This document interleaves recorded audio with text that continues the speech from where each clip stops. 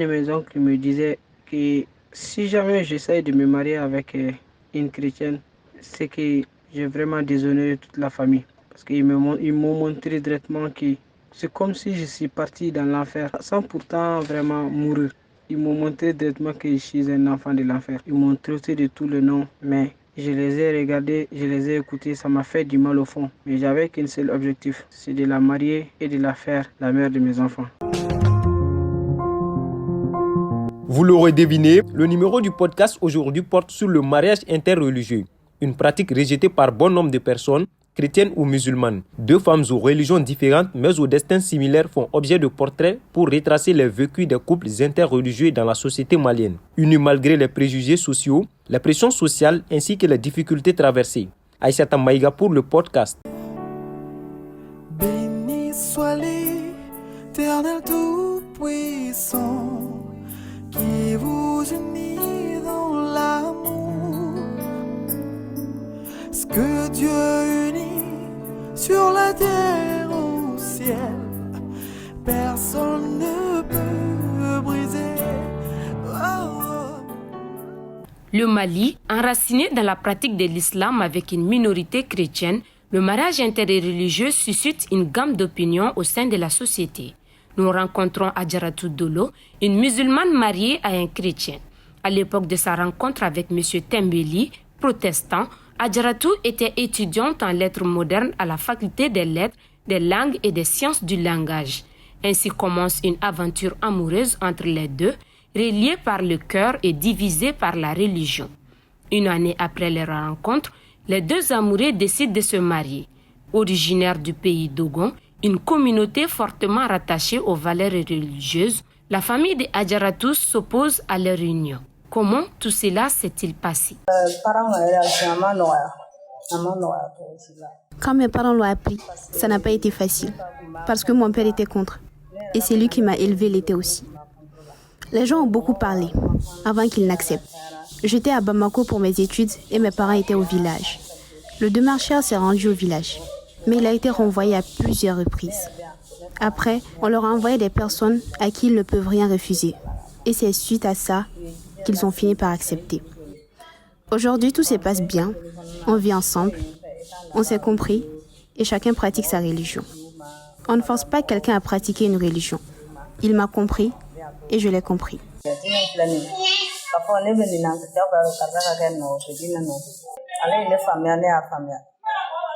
32 ans et mère de 3 enfants, Adjaratou vit aujourd'hui en harmonie avec sa belle famille à Bako-Djikoroni sans jugement de religion. Qu'en est-il de l'appartenance religieuse des enfants? Lors des fêtes, on assiste chacun à la fête de l'autre. Si on force les enfants à choisir une religion, il y aura un problème au niveau de leur éducation et de leur pensée. C'est pour cela qu'on les laisse eux-mêmes choisir leur religion. Plus de 10 ans de mariage, d'expérience et de vie commune, quel conseil donnerais-tu à quelqu'un qui veut emprunter le même chemin, c'est-à-dire se marier à une personne de religion opposée?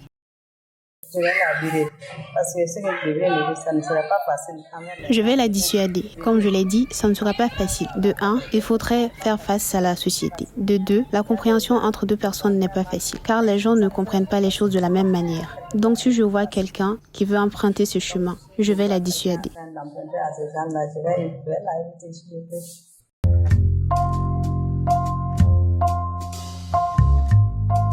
Dans le cercle de Kati, nous rencontrons Yvette Kamaté, une jeune catholique de 25 ans au teint clair et légèrement élancée.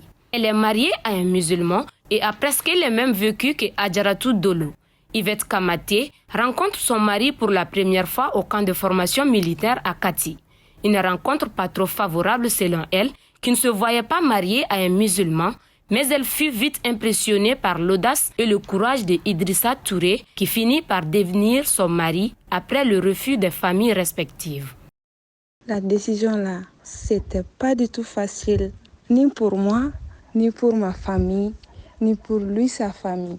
Mais en tout cas, comme lui, il est quelqu'un de vraiment courageux. Il me disait qu'il y a des choses plus pires que ça qui se sont passées sur cette terre. Il me donnait le moral et tout. moi-même, je me disais, ah, une fille chrétienne comme ça, donc abandonner tous les jeunes chrétiens pour me donner à un musulman. Souvent, je me posais cette question parce que je voulais quelqu'un de sérieux, surtout son audace. J'aime les gens qui sont audacieux. J'ai affronté ma famille. Ma maman, vraiment, je sentais en elle qu'elle est dessus de moi. Souvent, jusqu'à ce qu'elle me disait, pourquoi tu me fais ça? Pour quelle raison? Il n'y a pas d'autre homme sur terre. Pourquoi tu m'as fait ça?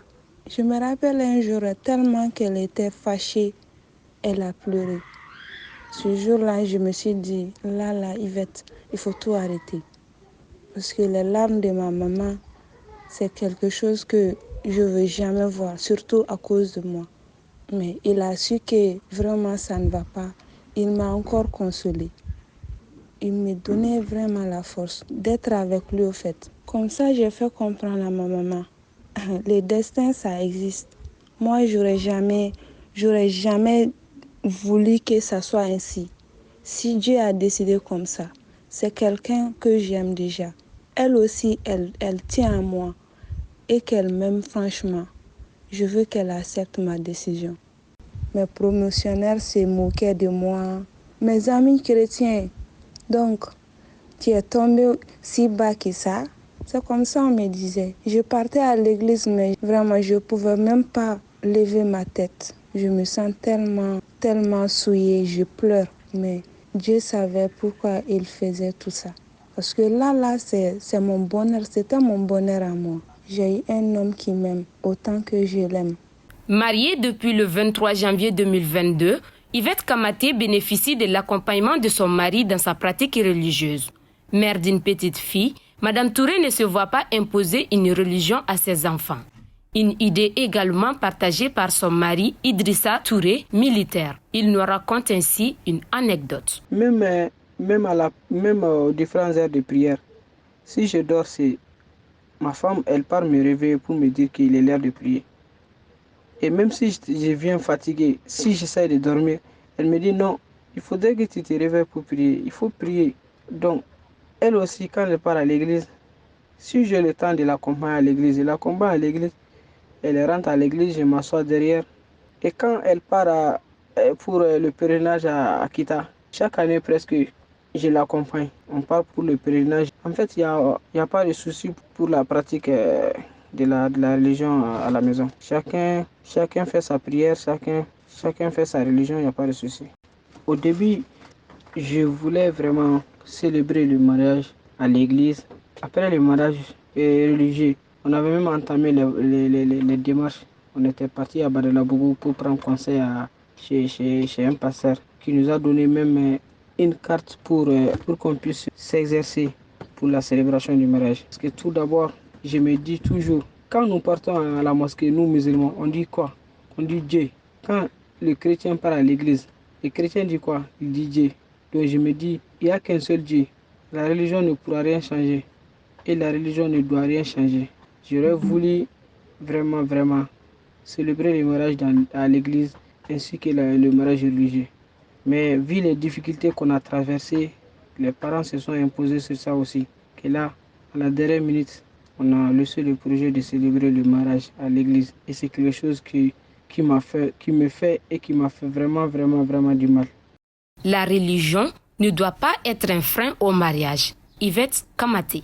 De ne pas trop mettre la religion dans la tête. Il faut que les gens comprennent quelque chose. On adore le même Dieu. Et Dieu ne fait jamais de différence. Si franchement, il y a l'amour entre les deux personnes, moi, je ne vois pas de problème. Les souffrances que j'ai vécues, je ne savais pas qu'un jour, j'allais faire ça pour un homme.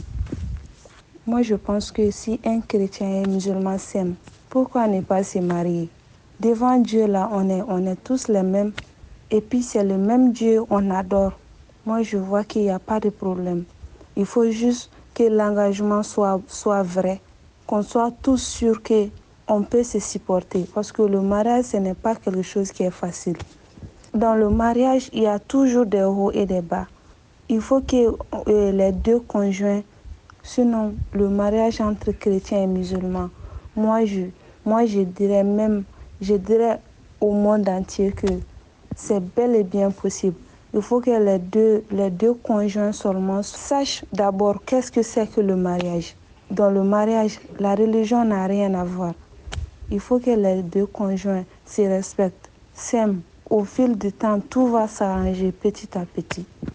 Mahfouz Meiga, enseignant-chercheur, nous donne son avis sur le mariage interreligieux. Le problème survient très souvent du côté des familles, de ceux qui doivent se marier. Très souvent, bien que ce soit accepté par la religion, les musulmans font tout pour l'éviter. Bon, du côté des chrétiens aussi, c'est assez courant. C'est rare qu'une famille chrétienne accepte d'emblée d'envoyer sa fille dans une famille musulmane où un homme chrétien se marie avec une musulmane. C'est très très rare. Parce que le mariage dans notre société n'est pas qu'une liaison entre deux personnes. C'est une liaison entre deux familles. Quand deux personnes s'unissent, c'est aussi leur famille qui doit s'unir. Et cette union, dans une sorte de méfiance religieuse, est très très très complexe. Du coup, on préfère l'éviter dans la mesure du possible. Sinon, moi, de mon point de vue, il n'y a aucun problème. Étant dans un pays laïque, on peut le faire, il n'y a aucun problème.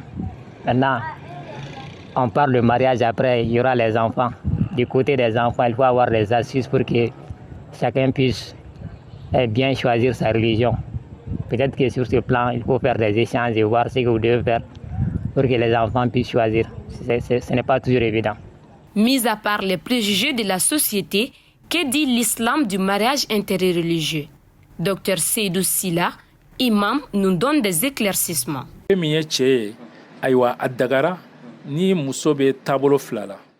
Selon l'islam, c'est permis pour un musulman d'épouser une femme qui pratique le christianisme ou le judaïsme, mais pas une athée, car les gens ont l'habitude de les confondre. On a dit uniquement pour ces deux religions. Ceci ressort de la sourate Maïda, concernant le mariage avec une autre religion. Pour la femme, l'islam n'a pas permis à une musulmane d'épouser un homme qui n'est pas musulman, même si ce dernier est un chrétien ou un juif. Car selon les principes de l'islam, le mariage se base sur la famille. Cette dernière aussi fonctionne selon la religion de l'homme.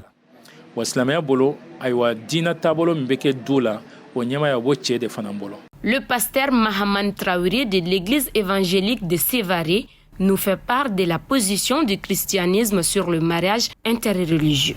Bon, je ne peux pas répondre au nom des catholiques ou d'autres confessions, mais pour nous, c'est la Bible qui fait autorité en matière de toute action que nous entreprenons. Et voici quelques versets qui peuvent peut-être vous édifier sur le sujet du mariage entre chrétiens et d'autres religions. 1 Roi chapitre 11, le verset 1 à 3 parle de ce que les femmes non-croyantes ont fait du cœur de Salomon.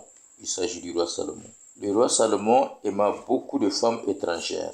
Outre la fille de Pharaon, des Moabites, des Ammonites, des Édomites, des Sidoniens, des Hétiens, appartenant aux nations dont l'Éternel avait dit aux enfants d'Israël, vous n'irez point chez elles, et elles ne viendront point chez vous.